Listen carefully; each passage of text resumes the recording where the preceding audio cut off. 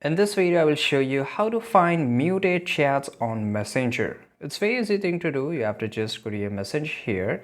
To unmute or mute someone, I have to just click on my account here, whatever the account, and here I will get option of mute. So I will just tap on selected, for example, mute messages notification here. I will just click OK. Now it will ask me for how many minutes or hours I just want to block. So I will just select until I change it forever. It means now to identify which account is muted, you will always see a bell icon and you will see a slash, right? Good. It means that this account is blocked. So how I will unblock it?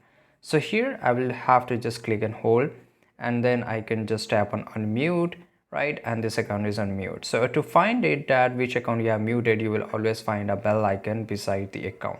So this is how you can find, and this is really easy thing to do. If you understood this video and found this video very useful, make sure to like this video, subscribe our channel, and see you guys in the next video.